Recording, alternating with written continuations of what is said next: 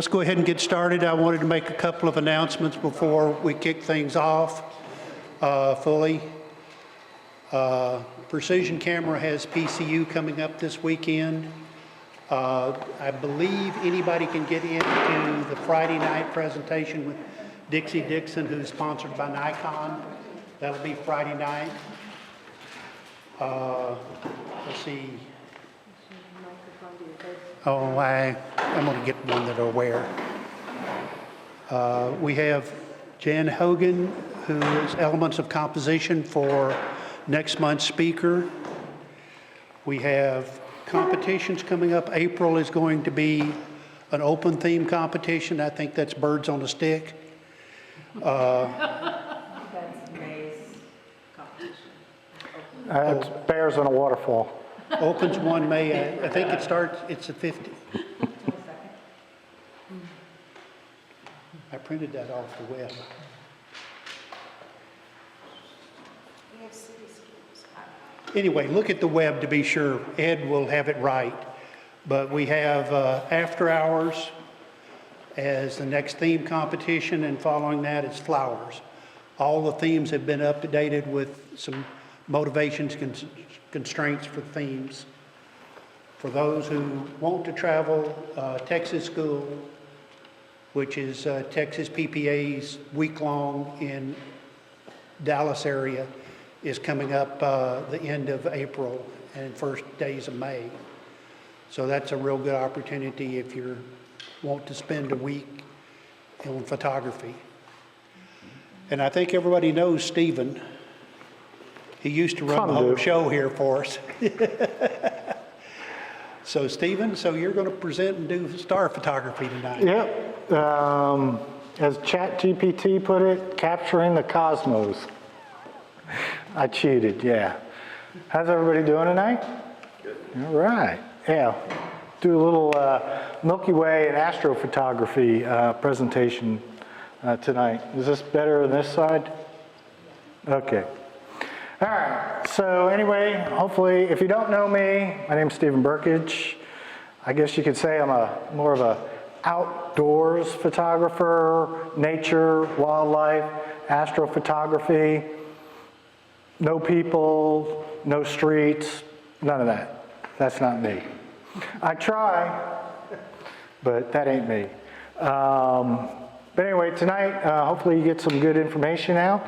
And for all those people, I know somebody mentioned something that they think this is difficult. After tonight, astrophotography is one of the easiest things in the world to do with today's cameras. Back in the film days, probably not so much, but with digital cameras nowadays, it's easy. I'm in, out, done, and everybody that shoots Sony is still sitting there fiddling with their menus. And haven't taken a picture yet. But anyway, yeah, this is actually one of my pictures, and actually, Randy, you were there. Yeah, this is the Chisos Mountains down in Big Bend. So you do want to go somewhere where it's dark. Shooting in downtown Austin, you're probably not going to get much. So, and we'll talk about planning and all that in it tonight. So the agenda tonight, we'll talk gear quickly.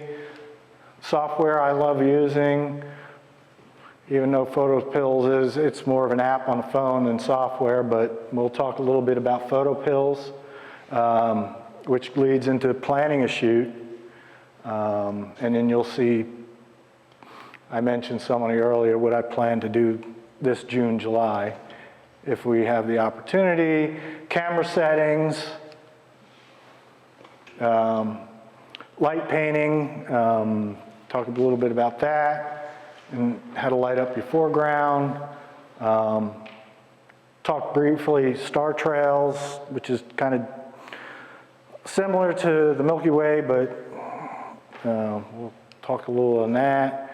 And then we'll do a quick little post-process walkthrough on how I process my images tonight.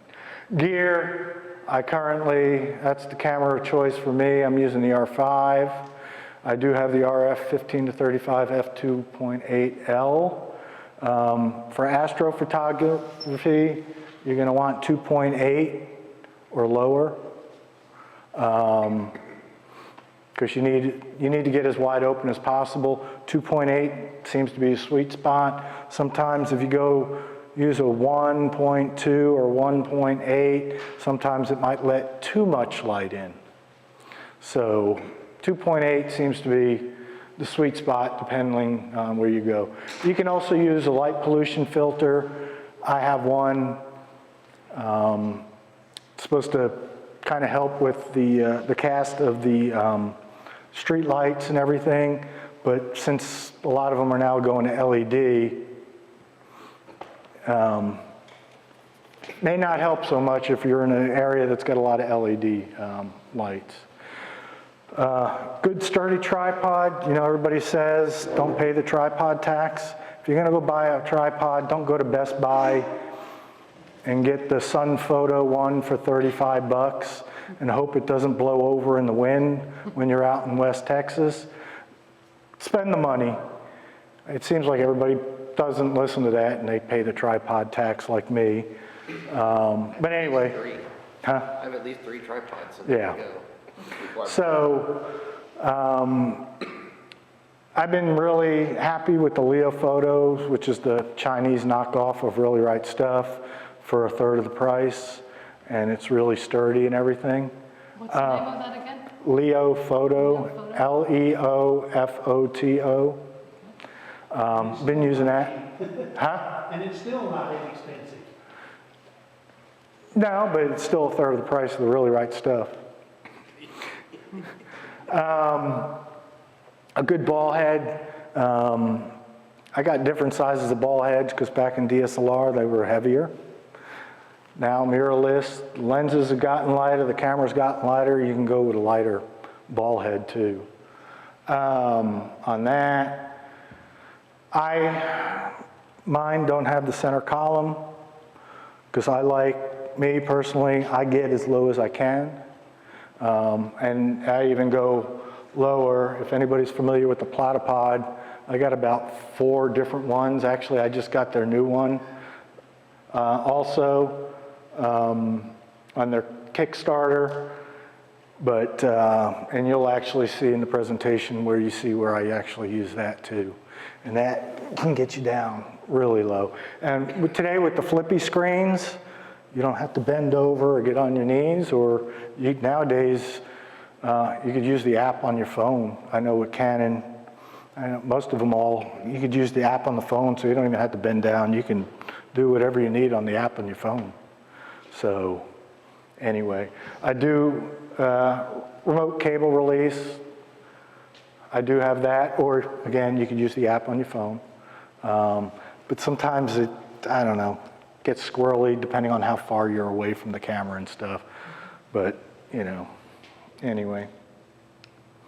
On that, a lot of the software I like Lightroom Adult, not the one that's called whatever cloud or whatever. It's the one on your computer. I use that. That's a little joke. If anybody is familiar with Scott Kelby, that's what he calls it, Lightroom Adult. Of course, Photoshop. I spend a lot of time in Photoshop. I compare it, you know, Photoshop is like a surgeon. Lightroom is kind of like you're a generalist. You get most of it done, but if you really want to get into the meat and potatoes, you're going to go into Photoshop. Some photos you could just use Lightroom, my wildlife stuff.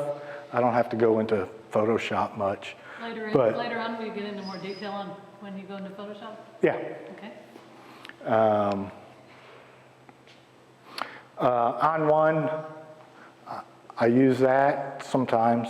I specifically for my astrophotography, I use On One, their no noise, because it seems it's trained better on astrophotography, as I know a lot of people that do astrophotography sent their photos, including me, to them to train their AI on their no noise. Because I've used On One, what is it now, Topaz Photo AI, the Lightroom one.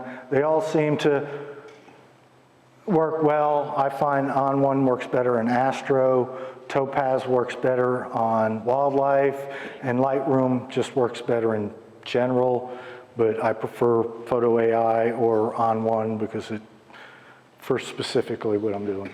So On1, is that a plug-in or is that a standalone? Both. You could use it as a standalone. If you go to their website, there's guys on there and that's all they use. They don't use Photoshop, they don't they use On1. But I use it more as a plug-in to Photoshop, or I can actually, you can go to it from Lightroom too, so. But what's good about that, unlike Photoshop, there's a lot of all these other different, you know, styles and this and that you can play with, different filters and a whole bunch of different things. I like just going in there and playing sometimes. I'm not on a deadline, so I can sit there all day playing with stuff on just one photo, so. Let's see, yeah, Topaz Photo AI I talked about. This is something new. I know I mentioned it before. It's this RC Astro, and actually they're based out of Austin. They're actually, their main office is somewhere right down the road here. Great Hills Drive, somewhere. They have a whole bunch of stuff. A lot of it's more for deep star astro, you know, these people that are taking pictures of the nebulas and they got these special cameras and all that. But they do have one plug-in for Photoshop that I like using. It's called Star Exterminator, and I'll explain that, why I want to exterminate the stars in the beginning. I also, there's another plug-in on Photoshop, Pro Panel. I use that. Not only it's good for astro, it's good for like northern lights photography and good for landscapes because you could do a lot more masking and stuff with it. And it doesn't cost much. It was like, I don't know, 40, 50 bucks or something. So, and then for star trails, I use Sequator, and that's Windows. There is no Sequator for Mac. I think everybody else, and if I'm wrong, let me know. They use Starry Landscape Stacker. Okay. Which is not available for Windows. Which is not available for Windows. So Sequator is free. You might have to just buy them coffee or something like that. So, but anyway. So yeah, RC Astro, like I was telling you, I didn't get their address in here, but they got all these cool other different things too. People that do all the galaxies far, far away. I don't know, there might be the Death Star in there or something. Or Star Shrink. You can shrink the size of your stars. The one I use, Star Exterminator. I guess if you want it like here, you could use it. You got the, I believe it's probably the Horsehead Nebula. Get rid of the stars and you just have the nebula. And I played with, Blur Exterminator, but it didn't really work well for what I was doing. It's like I said, it's more for the deep field, these people that you'll see, they got these special, it's like they just attach a sensor, and it's not even a camera, it's a sensor, and it's attached to your computer and all that. Pro Panel.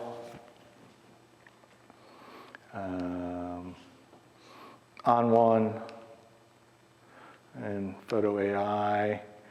Photo Pills. If you get into astrophotography and do it a lot like me, this is the go-to for planning, because you can plan your shoot. It knows where the Milky Way is going to be. You not only for astro, for landscape photography, because you can use it to It'll tell you where the sun is going to rise, where's the moon going to rise, when's the best time to shoot the Milky Way and all that.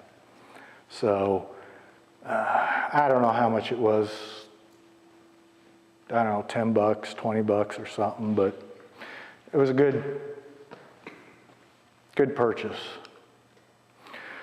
Planning a shoot, first thing, safety. If you've ever been to any of Josh's, I invited him, he didn't show up. His talks, safety first, try and go in pairs.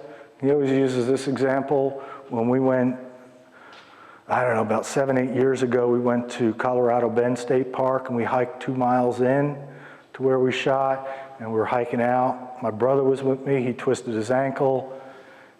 If it was just him, you know, so it's gonna be dark. If you're gonna go someplace dark, yeah.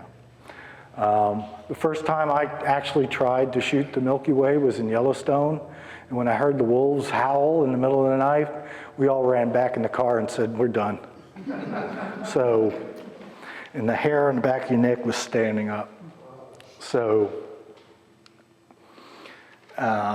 buddy system. It is dark, have a headlamp or flashlight. It's cool to have your headlamp or flashlight on when you're walking out or coming back. But always have one that'll switch to red, because you will hear me curse if you turn your flashlight on. And especially if you go to these places that a lot of people go to, and everybody's got their lights on and everything, it's like, no. Have it red so then you're not interfering with other people's photos and stuff.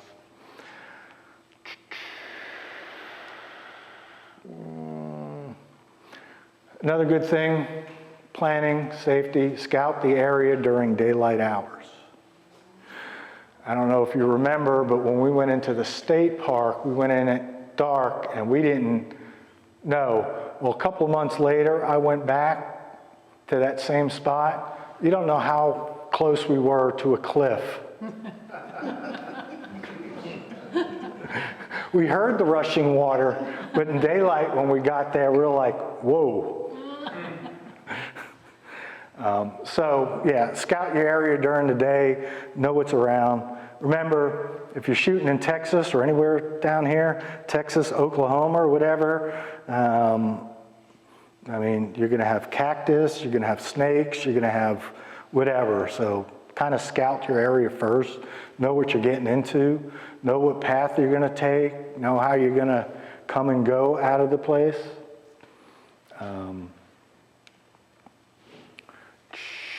Also, composition. Scout, when you got daylight, figure out what you're gonna do for a composition so when you get there and it's all planned, like I said, you get in, get out, you're done. Look out for hazards. Planning a shoot. The other good thing, everybody always tells you, know your gear. Know how to use it with your eyes closed. It's gonna be dark out. If you're not turning your flashlight on because you got 50 other people around you, know where your settings are and everything. Be able to operate your camera in the dark. Something I learned. Figure out how to work your rifle in the dark. Planning a shoot when visible. All right. In the northern hemisphere, Milky Way is best late spring to early fall. March till about September, you're really, September is probably about the last month you're gonna see it. It's out, it's always out. Right now it's out. I mean, I was looking at photo pills today. Yeah, the core was up and out at noon today, so you're not gonna get any pictures. The earlier in the spring, the later it comes up, but March, April, May, kind of pushing it. You see those pictures of the nice arch, that's when you'll be able to get the arch. Because as you go through the summer, it comes up earlier, and earlier. And by like August, it'll come up right after the sun sets, and then it's going back down already. So August is kind of a good time too, because you can get out there, shoot, and be back in bed before midnight. Not 4 or 5 in the morning. With an hour drive.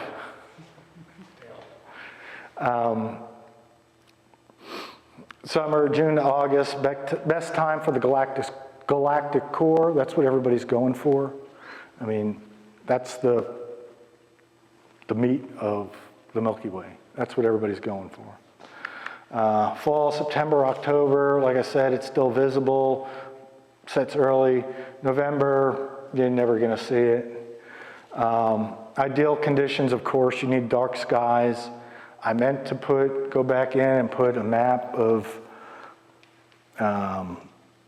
from dark skies. Just Google it, and you could see Big Ben, of course, is going to be one of the darkest places.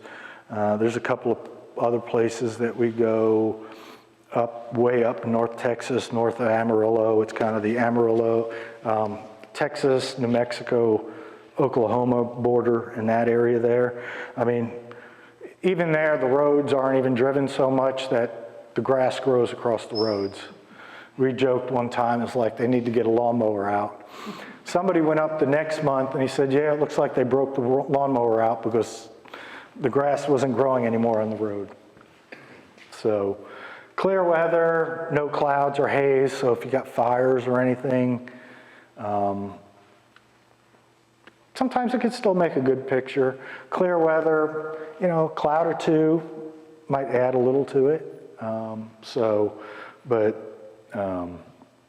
Higher elevations is good.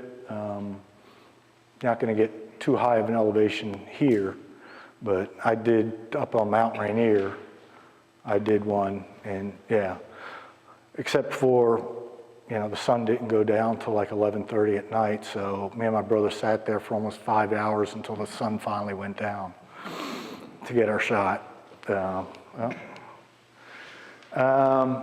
Moon phases, ideal moon phase, a new moon, no moonlight, all that other stuff. You don't want the moon, so either, sometimes it could be good, because if you have the moon just rising or setting, it can illuminate your foreground. Then you don't have to worry about light painting or any of that. What I do sometimes too is you get there early enough during blue hour, you could you know what you're going to shoot, you get all set up for it, you take a couple of shots during blue hour so you get some of that detail in your foreground, and then later on you blend it with your night sky. So that could all be done in photopills. It'll tell you exactly when the moon's coming up, when it's coming down. It's got little bars that tell you, if you see all the bars are good, then it's going to be a good night. Here, photopills, tell you galactic center. It's almost there, good. And if you look here, this says Matterhorn. So I've already been planning my spring shoot, and I'm hoping this is the galactic core here, so depending on if I can get to a good location, have the Matterhorn with the Milky Way, if there's clear skies. So, and that would be around, fortunately the moon will be setting too, so it won't be till about 1:02 a.m.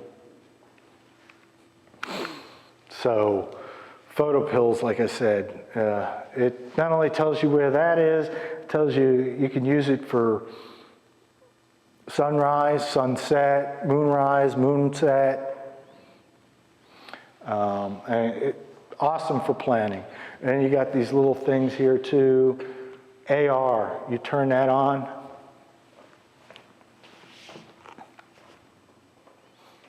Let's see. All right, we'll go to planner. We'll go to AR. All right.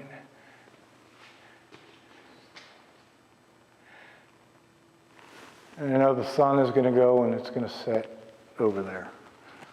And it's telling me, it's got the exact location of how the sun, well, you can't, I know it's kind of hard to see, but it gives you where the sun's going to be. It'll also give you where the moon's going to be and all that. And then if you use night AR, here you can see, according to this, the galactic core, which is this orange thing here, is kind of up right there right now. So, anyway. Steven, have you tried photo ephemeris? No, I haven't. It has a desktop version which has 3D capabilities, and it has a phone. AR. I have the phone version. I find it really confusing and hard to use. Ephemeris. Yes, with the, The photographer's ephemeris. Oh. I have it on my phone. It's workable, but I find it kind of hard. some people said that photo pills was difficult too, but I watched a class and on somebody who spoke English, and I figured it out like that within an hour. So it's not really that difficult. I just wish I could go to the map and say, type, I want to go here, instead of lifting my pen and then going across, like I had a, you know, for Switzerland, it's like, okay, from my house in Cedar Park, lift the pen, go out and then go all the way over to Switzerland. Why couldn't I just put Switzerland and the map take me there? So. Did your tutorial, was it part of the app or was it separate? It was a separate thing through Kelby One. So if you're a member of Kelby, Well, they do have what's Academy on there. yeah, they do. But apparently, a couple of people that have looked at it, because the guy is Portuguese and an engineer. There's a couple thousand YouTube videos. Yeah, there's a couple of thousand. Yeah. So it's not that. I didn't find it difficult. I mean, once I figured it out, it was good. Randy's going to repeat his question. Yeah. For the folks online, the question was, did you use the tutorial on the app, PhotoPills? No. No. There was a third I party did it. tutorial? One of our guest speakers a couple of years ago during the pandemic, Eric Kuna, he has several classes on this on Kelby One, and like he said too, there's thousands of YouTube videos too on how to use it. Right. Thank you. So, planning a shoot, like I said here, using the night AR here, you could see that orange spot, that's the galactic core, and you could see what we're going for here to shoot through this slit and have it there. And according to that, it was going to be at 10:39 p.m. So here was another plan. If you've been to Big Bend, this is the road that goes up into the Chisos. There's that the sign that's saying beware of bears and mountain lions. And here at 10:54, it was going to be right up there. And don't ask me why, I love shooting roads with the double yellow line and the Milky Way. And then you can see here, I was using the platypod on that. And I didn't leave the camera there, no. What I did was I marked the spot with some tape. We went back, sat in the car in the air condition, wait for the sun to go down, and then did our shoot. Questions? And you can see this was the final outcome of that. And did you light the road? Yes. So I meant to bring some show and tell. Unfortunately, I came straight from work, so I didn't get a chance to go home and get, but I have a lot of lume cubes and nan lights, little ones. I'm not talking these big things. There's a couple of other brands that you can get on Amazon for like 19 bucks. They change colors, they do all that, and you put them on like 1% and you set it up and whatever, and then bam. I believe on this one though, what I did was I gelled the speed light, and while I was shooting, flashed it once, and then, yeah. Because that was my next question, how long did you? Yeah, I just flashed it once, and it kind of, and I also, and as you could see, if you looked back here too, I did take, because I had it taped off and I knew generally where I was going to put my camera down, I didn't mess with anything else.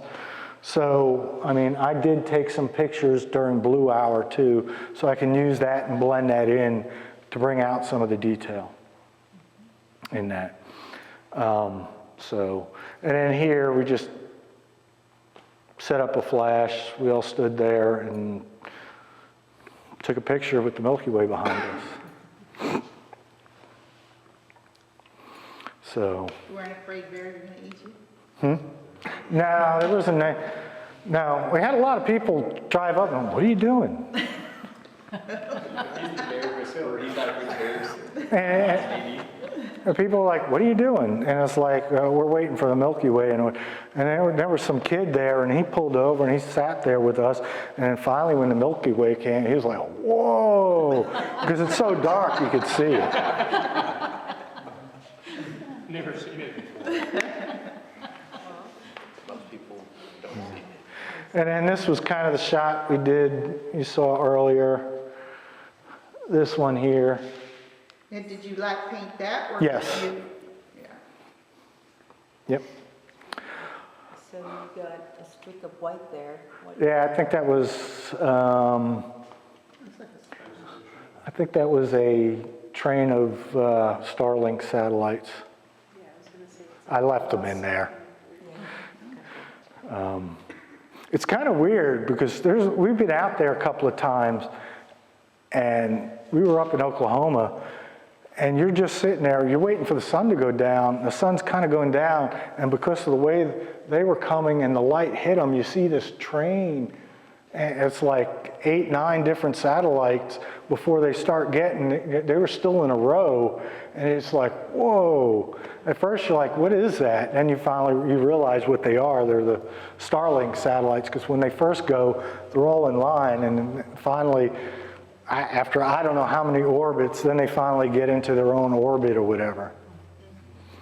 So it's pretty cool. And then there was a couple of times, you remember from Milky Way Camp in 2021, I mean, we were down in Rattlesnake Canyon, it's so dark, and I mean, either your eyes were playing tricks on you, or I saw, you know, things flying around like,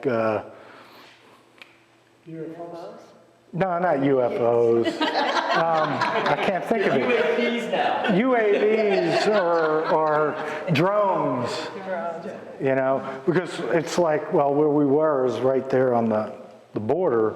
So it was like you see lights flashing or satellites, and you're like, so. Now, who do you think would win in a battle between the aliens and the bears? I'm going to say the bears. That question doesn't deserve a mic. But yeah, we light painted this, and then we put a couple of little loom cubes in there. And then, yeah. So here, okay, this is how simple astrophotography is, okay? Camera settings for spot stars. One, if you have this, it'll tell you exactly what to, there's the old 500 rule, and that was good with film. But this is more accurate, especially when you can program in your camera and it knows how many pixels and all that, and at what, and you know, all that. So here, you know, it says 14.56 seconds. Now, unless your camera does 14.56 seconds, or you're going to hold it for 14.56 seconds in bulb mode, you're 15 seconds is fine. Okay, 15, 20 seconds. You're in a really dark place like Big Ben, ISO 6400. That's it. f2.8, okay? If you go 1.2, then you can probably reduce your ISO down. I go with that, 6400 f2.8. 15, 20 seconds. It says 15, I'm good with 15 or 20 seconds. 20 seconds is kind of the limit between, then you start, instead of having spot stars, you'll see like it's blurry, but it's not. Yep. Question, what is your white balance when you're shooting stars? What is my white balance? That's a good question because I meant to put that in there. Usually I'm about 36 to 3800 Kelvin. Yeah. So Yeah. turn off image stabilization. You're on a tripod, you don't need it. And if you do have it on, you're going to drive yourself crazy because your pixels will be blurry. Also, turn off your autofocus. You're going to manually focus, and you're going to manually focus to infinity. All right? Which you have the infinity symbol, right, on your lens, or the old lenses, it was right, you could read it. Now with the newer lenses and stuff, it's kind of in your screen now. But figure out what you could do. Like you got these Christmas lights here. If you have white Christmas lights at home, put them in your garage, make it dark, back up away, and figure out where infinity is. Okay? Usually, I know on mine, it's right where the beginning of the 8 is for infinity, the sideways 8, it's usually right there is where mine is. And it always is. So now, when I say know your gear, how to do it in the dark, you know exactly, okay, turn my camera on, bing, bang, I need to focus, and I need to have it right there. But also, the cameras nowadays too go 5, 10, some even go 15 times zoom. Find a bright star, zoom into it, focus it, and then back out. And then pay attention where it ends up, because it's always going to be that way. And one thing I learned with the newer cameras though, if you power it off and power it back on, guess what? You got to refocus. So if you focus it, don't turn your camera off. Yeah. So for your foreground, you've captured the sky. Are you refocusing and then stacking the images for your foreground? Most of the time, no. How do you keep your foreground sharp then? Huh? How do you keep your foreground sharp I at don't know. f2.8? I'm not going to lie. I don't know. It's sharp. Okay. I don't know. I'm focal distance, this, that, and the other thing. It is. Yeah. But no, you can do that. People do focus. You can focus stack. I mean, you're such wide, everything's going to be in focus. So, or you can use the focus peaking. If you got a bright enough star and you have the little arrows that come together, you can do that. Some people use a Bakhtinov mask. It's something you put on, and this is more for if you're Josh Baker and you're doing a Milky Way pano at 85 millimeter. Then, because you zoom so much in, you're going to use that to get your thing. And then you listen to them curse all night because this thing just goes all over the place.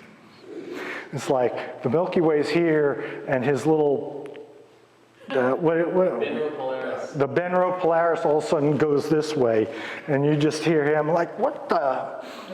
So, anyway. I think you heard that one night. Yeah, I remember. He was just learning how to use it. Yeah. And he forgot a cable too. USB-C. How do you not have 7 of those? I don't know. So, any questions? I have a Like question. said, that's how simple. I got another question. Yeah. So that visual is actually a PhotoPills page as well, right? Yes. Okay. Yeah. You go, when you're in PhotoPills, we go back. Yeah, they got all different hyperfocal table, night AR, star trails. This one, if you're doing star trails, it'll tell you how long you need to go to get a full thing. Spot stars, that's what this one is. It'll tell you, do you want spot stars, or are you okay with a little bit here and there? So. Can I ask you a very silly question? Sure, there's no silly question. Microphone. The 500 rule, Yeah, what is the 500 rule? that's the NPF. The 500 rule assumes older, lower resolution sensors, blah, blah, blah. How to count, since the math is complex, I don't know. Well, I didn't want to go Most into that people kind- use, I think here. It's shutter speed equals 500 over the focal length. That's the 500 rule. 500, but what is the 500? 1/500th of a second? No, 500. So I can do this. it's 500 over the focal length. So you take 500 and you divide it by the focal length. So if you have a 100 millimeter lens, you do 500 over 100, right? And you could do a 5-second exposure before your stars start to blur, because the Yeah. Earth's rotation would be enough that the stars will seem to have moved within 5 seconds on a 100 millimeter lens. Okay.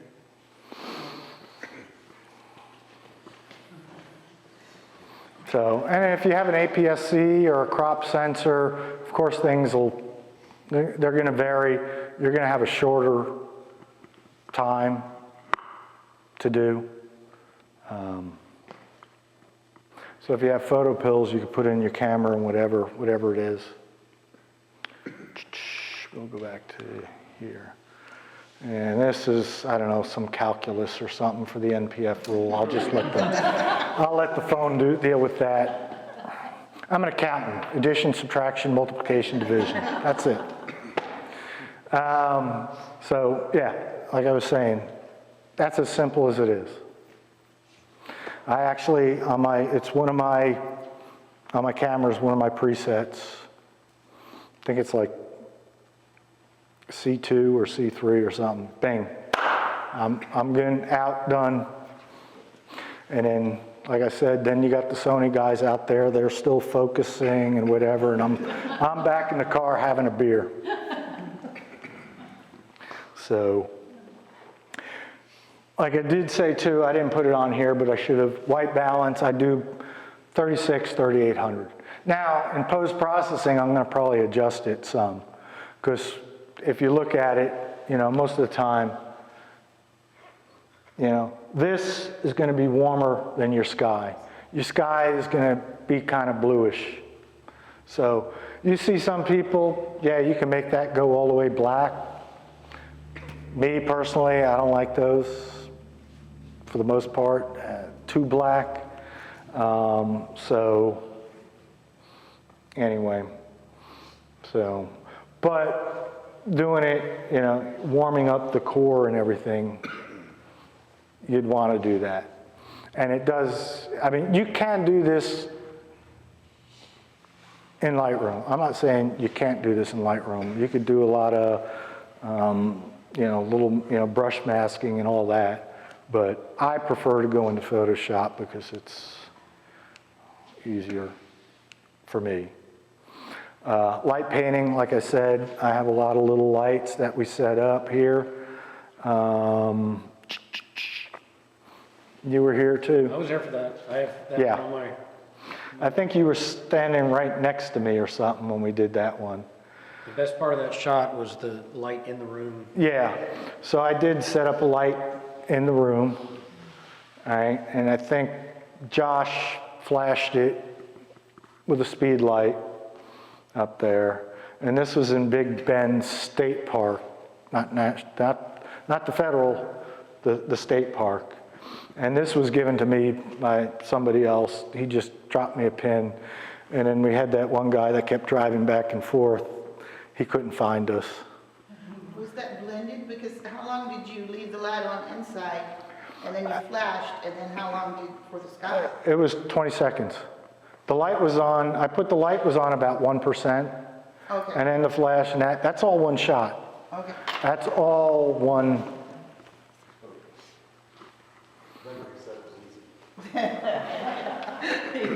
Question, Yeah. what does your abbreviation CTO mean? Correct to orange. Correct to orange. I'm glad somebody knew it. Yeah. So most of my lights are either gelled or I set it to 3200 if they're LED. And then even some, I got some stuff to just kind of even reduce the light even more, so I can do it all in one shot. But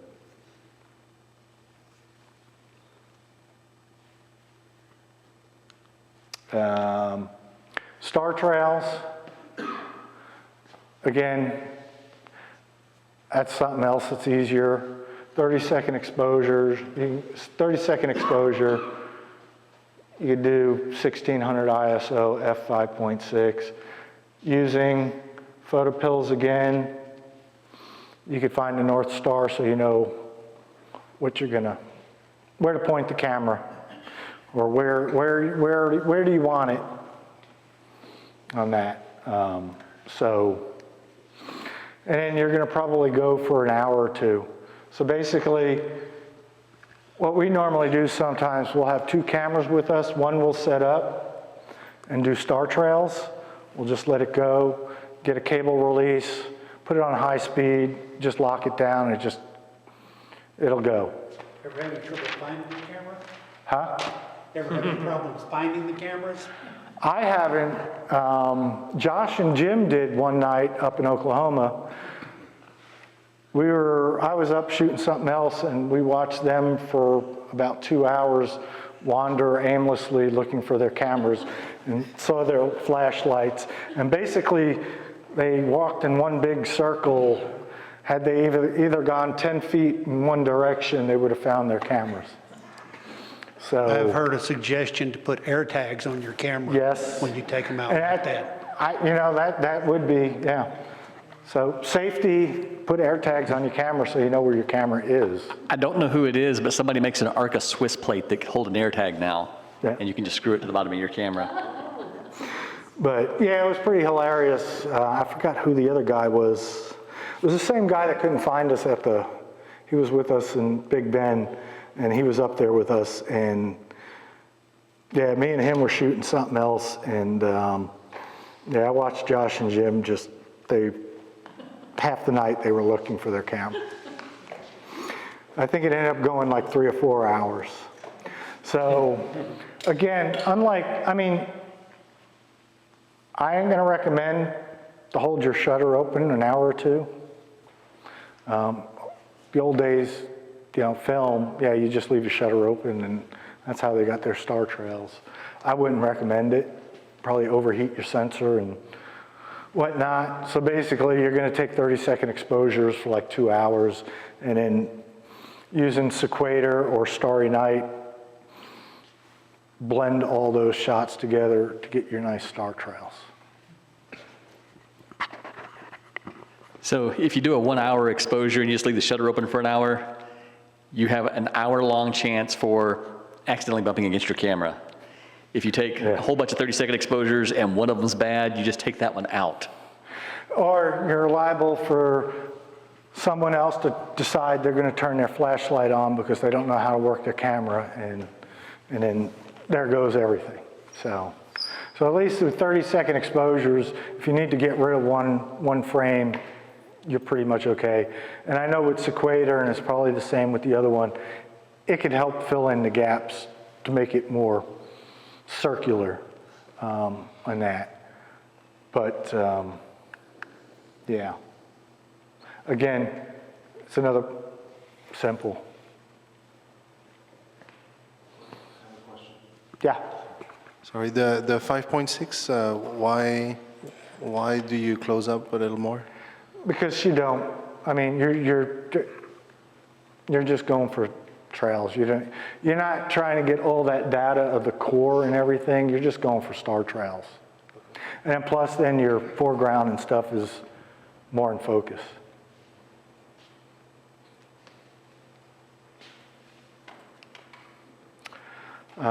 So this was kind of, I guess you could say, one of my first star trails, okay?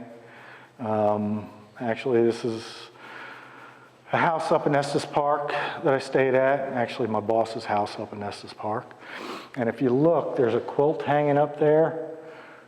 This picture is hanging up there. And actually, on the other side is a Milky Way picture from there, too. But, yeah, I just set my camera up, and I was just playing around, and came out okay.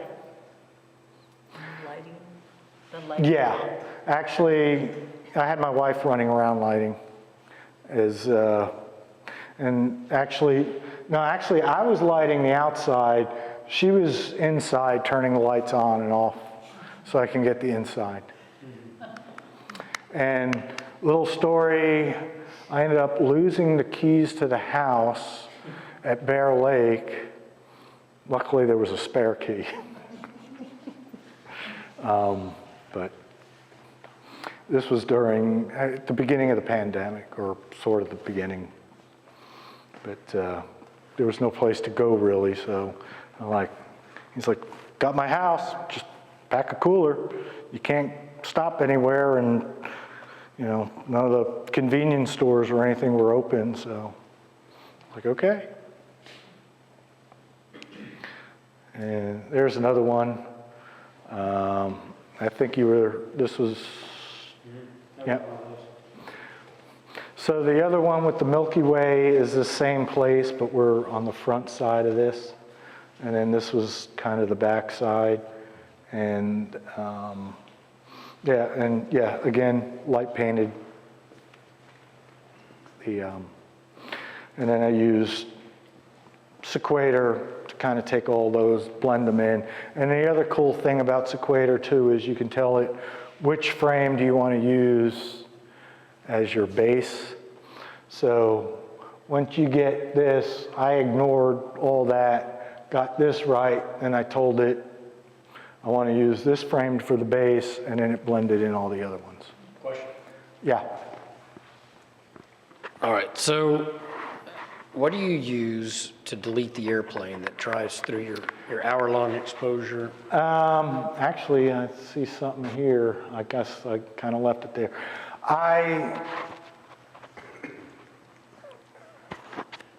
It's a pain in the arse, but Lightroom's a lot better now. Back when I did like this one, Lightroom, trying to delete planes and stuff, it wasn't there. So I brought them all, this one I brought all into Photoshop before I learned about Sequator, because you could bring all those frames into Photoshop, highlight all those frames, make it a,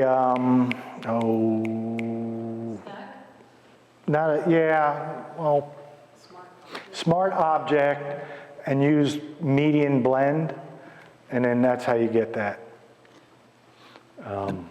The median blend and thing? Being you're in Photoshop, you're going layer by layer by layer looking for planes flying through. And yeah, you don't want to be by an international airport or something like that.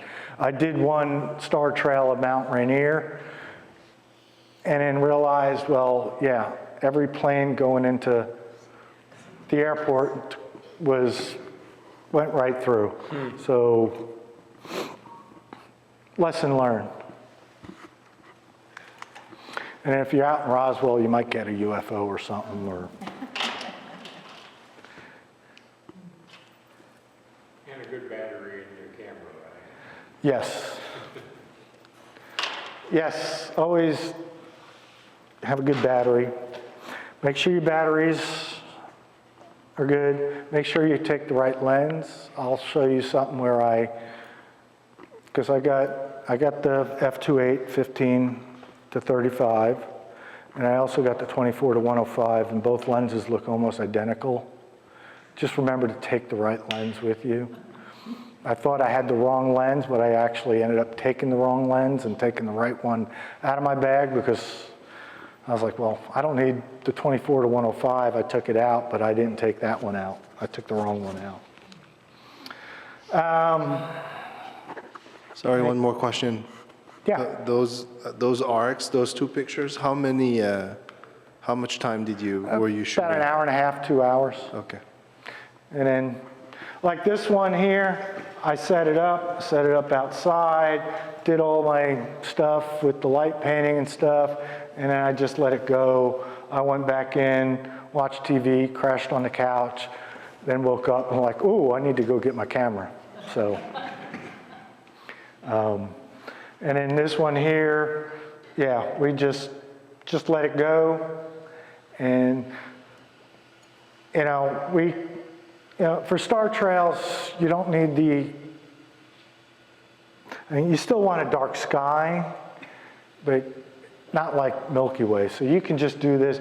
As soon as the sun starts going down and you're kind of past that blue hour, then you can start having this go. Because sometimes it looks cool when you have a little blue in the sky and stuff, kind of like this one here, and then we basically just kind of chill out and BS and listen to music and, listen to Pink Floyd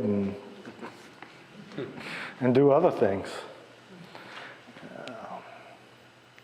So, any other questions? Settings? I wanted to know if you had any places around here that were good. All right, so good places around here. You can go out. Inks Lake is okay.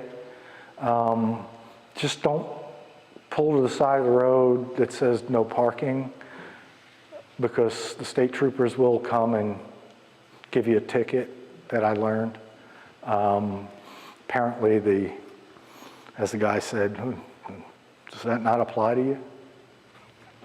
So, but Inks Lake is pretty good, that area out there. Granger Lake, I hear, is okay. You can go out there. Actually, there's like that rock pile. You can kind of, looks like a rest area or something there. And you go carefully climb down the rock pile, because I slipped on my butt.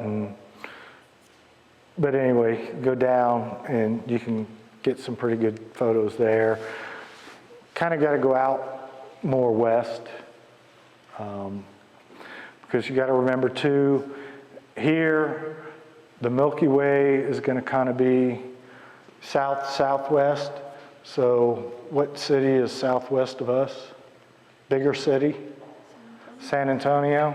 So you're going to have all the San Antonio lights out, out that way. You're going to have, Burnett, Marble Falls, that area there.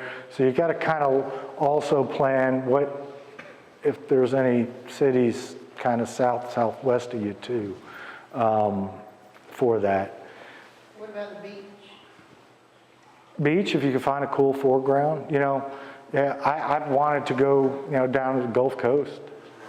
I've been down numerous times. I just haven't done a Milky Way shot there, but if you got out and shot over the Gulf of Mexico, you're not going to have any light out there. But you're going to have the humidity, you're going to have wind, and probably clouds and fog. Except for the time we went and froze. But that was good, because we had no fog or clouds this time. Right. So, We had waves and yeah. So, any other questions, comments? A few years ago, I was I went to a church. It was a church in a cemetery, and it was about an hour and a half west of Waco.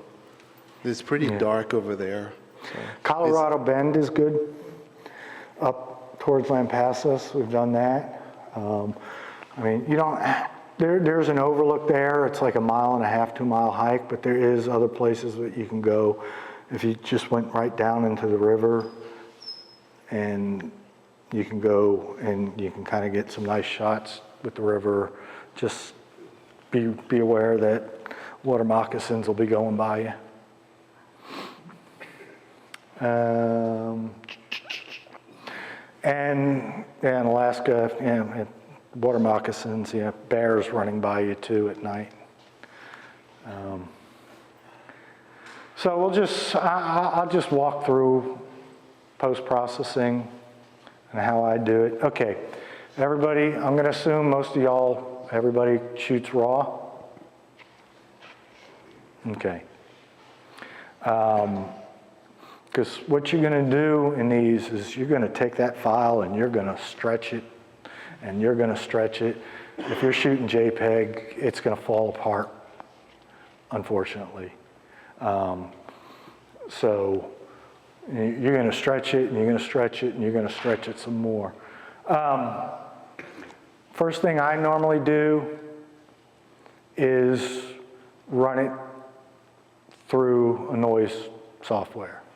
Okay, shooting at 6400 on these cameras nowadays is, I mean, it's okay. I mean, but I'll still run it through no noise or whatever you prefer for your noise.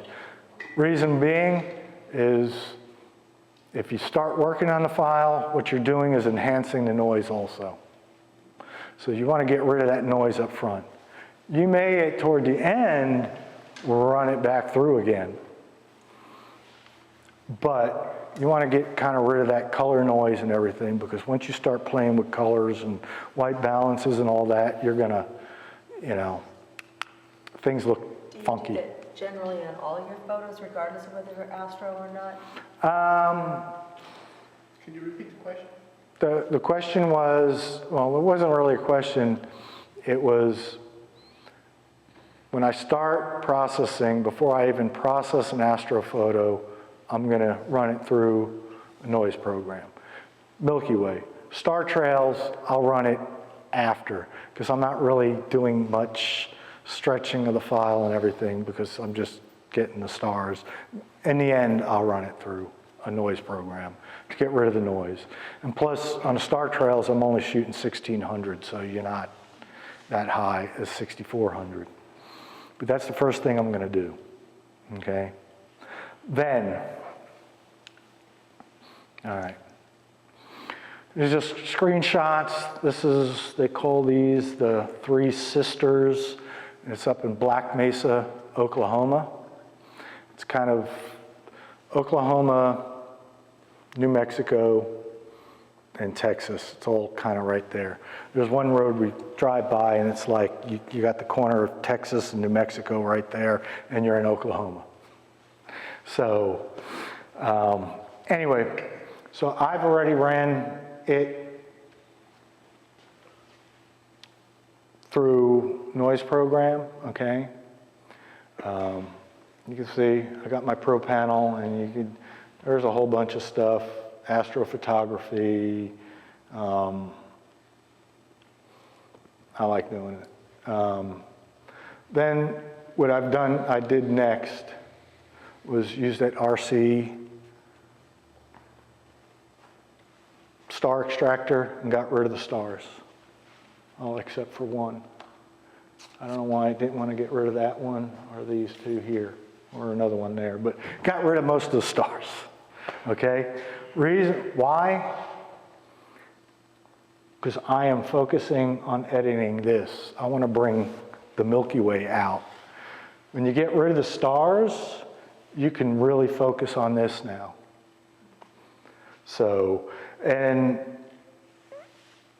email me, get a hold of me, because if you want to know how to bring the stars back or whatever, let me know, because I got like a page of instructions this long on how to make a copy of the star layer, reduce the size of the stars, sharpen the stars, get rid of some of the stars, and then at the end bring the stars back.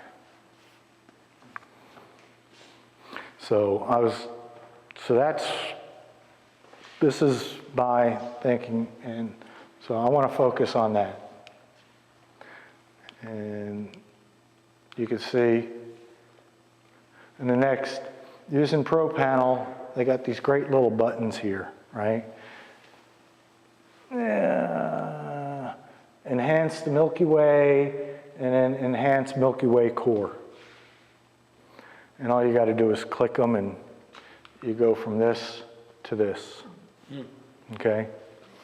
Now actually, I should have expanded on these folders because there's levels and my mind's going blank. Curves. Where then, because if you notice here, I have a mask too. So the mask is only focusing on this Milky Way core. Because when you first, basically there's an action it plays, and it's going to create you a mask. So you're just focusing on that, the Milky Way core. And then with levels and stuff, you can bring that up. Bring up the core a little bit more. Okay? Let's see.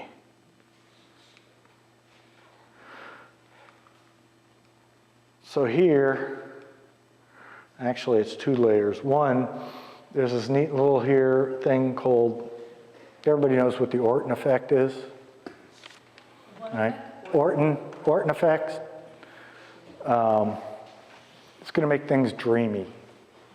Okay? It kind of, so Josh always jokes because when he could tell my Milky Way photos because they're dreamy, because I like using it.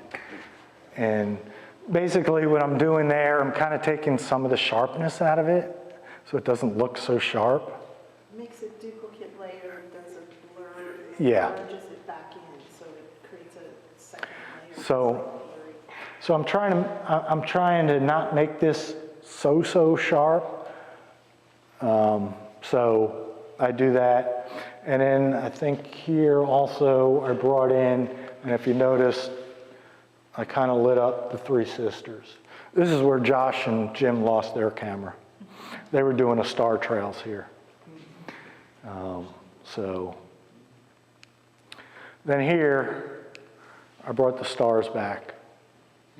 And what I did here, like I said, I got a whole list of instructions. I was going to put it in here, but it would probably take me 2 hours explaining, apply image and this and that, and round this and make sure. And I cheated and got that from somebody else, but I ended up writing it all down, so I knew how to do it. So basically, when I got rid of the stars, here, I also made a copy of just the stars, which is this layer here, okay? And then brought it back, and what it did was kind of sharpen the stars, made them more circular instead of if they were oval, reduce the size of them a little bit, brighten them, got rid of the color noise on the stars. I was just playing with it. Sometimes, I don't know, I was playing, because sometimes the stars, you might see a red star, you might see an orange star, a blue star, whatever. I just kind of made them all kind of white. Get rid of the color noise out of them. So that's what I did there. And then reduce the number of stars.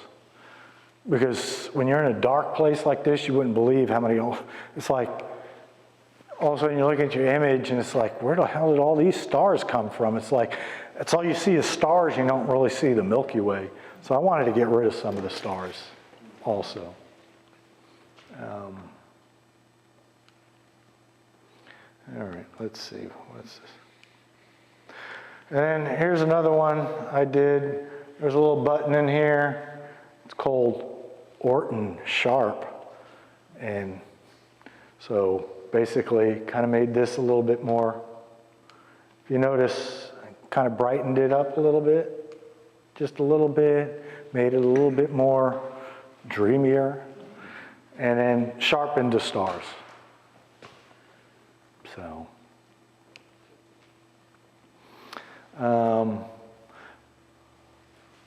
ran it back through, noise, got rid of some of the noise, because you noticed all of a sudden noise showed back up.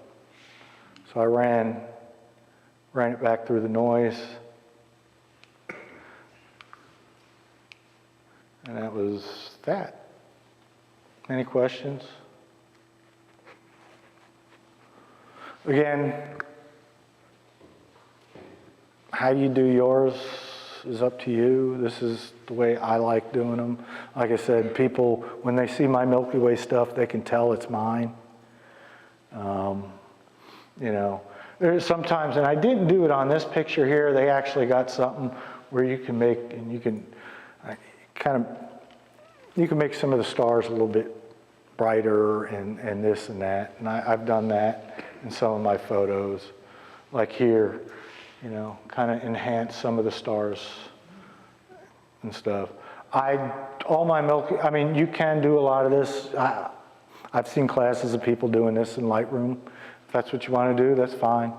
I'm comfortable in Photoshop too, so, you know, it just depends what I do. Like I said, I don't have a timeline. I don't have an editor telling me I need to have this picture done in an hour.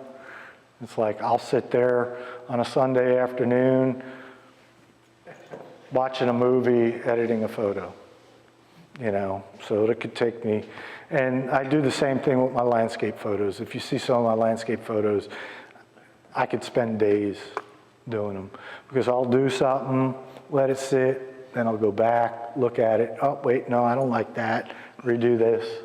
Yeah. Are you going to talk about how you print your photos at this point, and where silver prints or metal? Metallic. I use a semi-metallic paper or metallic paper to print. They also look good on metal if you want to print on metal. I just do it on the paper. I got a couple of metal prints at home, but nowadays it's like I can print it at home. Metal, expensive to even ship to your house. So there is Bay Photo. They have what they call exposer, and basically it's, you can roll it up and it comes as a kit, and then you get the kit and you stretch it and you hang it on the wall. And it costs a lot less than getting a photo. You don't have to worry about it getting damaged and shipping and all that because it's just rolled up. And then you get these bracket bars, and on the corner of each photo you put it in, you give it a little tension, straightens it out, and you just got this little clip. And I got like 3M, you know, those sticky things on the wall that you can take off. Yeah, and I just hang it on the wall. What's the name of that product again? Exposer, XPOSER or something like that. Bay Photo. I got a lot of my landscapes like that too, because you get a really big print and it doesn't cost that much to get. I got a free one last year because one of my photos was at the gallery in Tampa, Kelby Studios, and they gave it to me at the end, so I got that over my fireplace now. I even got lights. I got a warm light, and then I got a cool light because in my hallway I got my Milky Way photos, so it makes it pop. Any other questions? Comments? All right, we'll continue on. I got a little bit more. Again, this was the Hoodoos, Big Bend State Park, how I ended up doing this one. We were there, Randy, but this was from a later shoot. But this is the one I was telling you, just, had we scouted during the day, just right over here was basically a cliff down to the Rio Grande River. So, and it was so dark you wouldn't even notice. Part of that Santa Elena Canyon one? No, this was in the state, all the way in the state park. Here's a couple other ones. I know Bill was standing 2 feet next to me on that one there, down at Josh's Ranch. Well, I recognize the spot. You're the one, you lit it up with your light. Strobe. Yeah, with your strobe. But yeah, that's the Rio Grande. And you can see I kind of made some of the, Worked on this one. yep. And believe it or not, this was taken with an f4, not an f2.8. That's the photo I took because I brought the wrong lens with me, and I wasn't going to travel an hour and a half back to the house to get it. But that was in, yeah, Black Mesa. Now, let's see.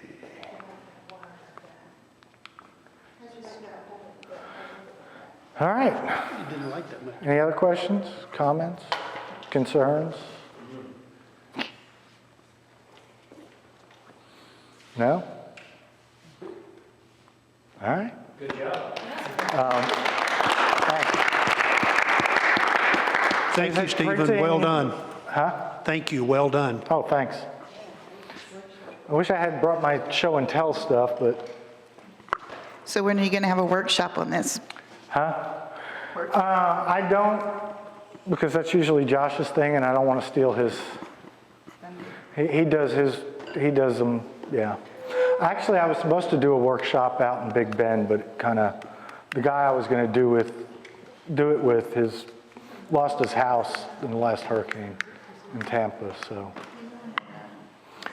We didn't kind of, but. Josh says mean things, yeah. Has anybody else done astrophotography they want to talk about? I can talk a little bit. Well, yeah, I guess I didn't get into it, but you can use star trackers and this and that. I have a star tracker, but I think I used it once or twice and that was it. So yeah, the star tracker corrects for the rotation of the Earth. If you're taking a long exposure, it's very helpful, or if you're trying to take something like that. He talks about using a 15 to 20 second exposure for the Milky Way. Right? Now it's going to be here for 10 minutes, right where you want it, maybe. That's a lot of 15 to 20 second shots. So you can experiment with how you like the foreground, because you can put a different light every time. Yep. And so if you're doing something with like lume cubes or something, some constant light, and you don't know exactly intuitively how much light you need on your foreground, just use different ones. I think I'm going to book that. Now, I don't use Photoshop. I use Affinity Photos. One of the people who works on Affinity Photo is a big astrophotographer. His name is Dr. J.R. Ritson. I tried to get him to talk to the club, but he's in England. He doesn't want to adjust his schedule. But he makes a nice set of, call them macros, for astrophotography and Affinity Photo, for buying me a coffee on Gumroad. Another night before we fly out. We're flying out. And he has a lot of tutorials for how to use those on YouTube.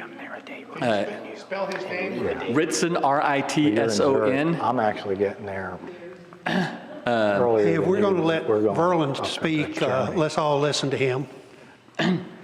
So if you want to take, he does a lot of deep sky photography with those fancy cameras that Steve was talking about, where you're putting a sensor on the back of a telescope. But you can apply the same techniques with your Canon or Nikon. I don't know if you can do it with a Sony or not, but the same techniques apply, the stretching, and there's a bunch of ways you can stretch a photograph. But the astrophotography stacking is built natively into Affinity Photo. So you can just build an astrophotography stack. They'll talk about darks, lights, flats. If you really want to get way out into the weeds, you can make it hard. Okay, Steve said it was easy. Getting a shot of the Milky Way can be easy. you can make it very hard if you want to. Don't start there, right? You know, all this fancy stuff, if you want to do this, you're not going to start there tomorrow, just like you're not going to become a brain surgeon tomorrow. Go out there, use the settings that you saw in this presentation, take your 15 to 20 second exposure of the Milky Way. Don't drive 900 miles to do it. You know, you can get just Inks Lake's not that far, Yeah. someplace kind of dark, and just start experimenting. You know, spend 30 minutes or an hour out someplace dark, taking 15 to 20 second exposures. And then you say, okay, now I know some things I like. The first exposure you get back, you look at the back of your camera, you're going to go, ooh. Because Yeah. it's that different than what you're looking at with your bare eye. And then from there, start expanding. You know, then you know, okay, I know exactly how much light I need to put on my foreground. Or I would rather do this with a person. And this is how I would do that. And for those of you who take pictures of people a lot, you know what you need to do to get light on a person. And you can separate your foreground from your background. Whatever it is you want to do, start small, right? And start easy. Because if you want to do that impossible astrophotography shot where some guy's got 48 hours of exposure time over 9 months, that's not step one, and you will never do it. Any advice for the moon? The moon is, Any advice for taking pictures of the moon? so the moon's easy because it's really, really, really, really bright. Yeah.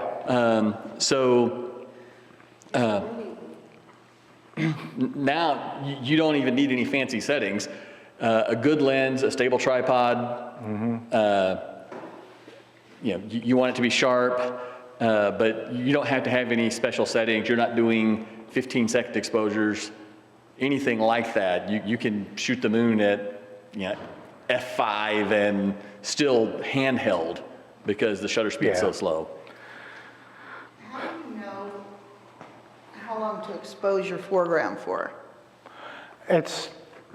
I'm just doing the Trial same. and error? Yeah. Like that light there, I probably just, I had a little lume cube and I just went 1, 2, 3, and then it's only a couple of seconds. Yeah. Same Or- when you use flash? Flash is just Flash, you've got probably more control on it because you set your 1/64th duration power, and power. maybe. You don't need it much because I mean, it's so dark that whatever's out there, you're gonna. So that gets back to the experimenting with your 15 to 20 second exposures, right? If you're using a flash especially, you can start on your first one, 1/64th power. On your second one, 1/28th power. Yeah. You know, and Are you shooting tethered or are you looking at the back of your camera when you're shooting? Like when you get the shot? Just taking the picture, I don't look at the back of the camera. As far as flash exposure, you can set up in your backyard and do that. Yeah. And look But at how your flash yeah. carries. But whether no, it's zoomed. I'm looking at the back of the camera. I mean, looking to see, you know, is this okay? If it's not okay, do I need to bring the power down? Yeah, but I guess I got to the point where it's just like, I know, you know, usually 1/64th power on my flash, bam. If I'm using a flash, if I'm using lume cubes or something, I'm just doing 1% maybe, and even got that covered, so it's really, I mean, you could barely see the light, but after 20 seconds, that little light that you could barely see is gonna be bright enough. So on the one where you shot a Big Ben with the building and you had the cube inside, Yeah, did you set that shot up during the day and then waited for this night? one? Yes, that one. No, we went there, it was already night, I think it was about 3, 4 in the morning by the time we got there. And no, that was my plan though. I knew, we didn't scout it out, okay? But I knew, I've seen this before, so, but when we got there, I knew I wanted to put the light in. Everybody was doing all sorts of things. There was actually kind of I don't know, sandstone, limestone hill behind us here with all these little holes. And I remember Josh climbed up on it and all these bats flew out of it. And so he was up there, he was doing one thing, you know, he had a different perspective. You could actually see more too, you know, the house was down lower and these were up kind of higher. I went more lower, had Josh, I put the light in there, and probably put it face down too in the ground, you know, facing the dirt, not facing up. And it just, you know. Then how did you get the even lighting on the building on the outside? That was somebody with a, yeah, the speed light, Okay. and he flashed it. He flashed it and then he flashed behind there where he got the black part lit up. Okay. And if you've never been around Josh before, he'll run around like a madman and whatever, light painting and stuff, but we used strobes on this one. Or I like using like the little lume cubes and stuff, and I could just go 1, 2, 1, 2, and then cover it up or whatever, put it in my back pocket, and that's enough. It doesn't take much light, believe it or not. So, and then like this one here, we'll go back to, like this one here, what we did was we had a speed light on a stand and second curtain sync. So just before the shutter closed, it flashed and then froze us. That's what we were working on, yeah. And for Josh, photography is cardio. Mm-hmm. So, yeah, Jim and Nick there with me on that one. Yeah, and here, yep, that one I did use a speed light gelled to do it. And then like I said too, I took some blue hour here and kind of just barely blended some of it in so you could see the detail in the back. On that speed light, did you have it on the ground or did you have it on a tripod up, shooting No, handheld. handheld? Yeah. So I did that and I kind of backed up and just went boop. Look, oh, okay, we're good, you know. And then that was it. I like the sky and the one on the right. Did you edit different from that? Yeah, probably. I never edit anything the same way twice, so. No consistency. It's more dreamy. No consistency. But, yeah, let's see.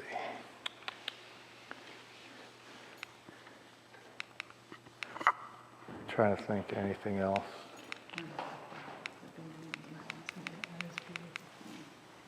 I like the one with the river.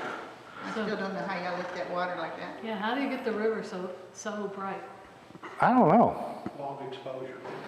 Yeah, I probably did I think I may have done like a couple of shots where I did maybe 1 or 2 minutes.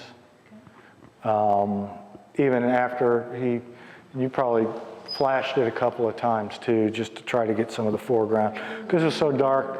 And again, speaking safety, because you were there, Bill, you know, how many times that night did I scream out for Josh? I put my camera bag down on some cactus. The jumping cactus? Yeah, I call them the bouncing betties. And then I put the backpack on, and so they were stuck to my back. So now every time I do that, I make sure one, my camera bag is not laying down, it's more upright, and two, I'm gonna make sure there's no cactus stuck on there either.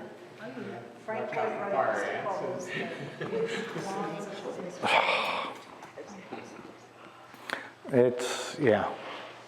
Beautiful work. Yeah, no, it's amazing. Thanks. But I didn't start out that way. I should have went back, like I had a shot, I was from Yellowstone, like my first one where I said we were out there, it was me, my wife and brother, and we just got out of the car, shot down the road because we could kind of see the Milky Way. I was just kind of playing with it, and then all of a sudden we heard things in the back, and it was like, well, we know there's bears here, so I don't know. And we were taking pictures earlier in the day in that same area of a mama and her cubs, And then all of a sudden you hear a wolf start howling in the distance. It was like, well, it's like, I'm done, we're out of here.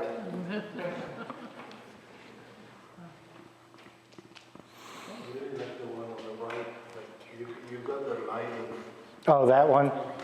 Yeah, and again, this one, that was with a speed light.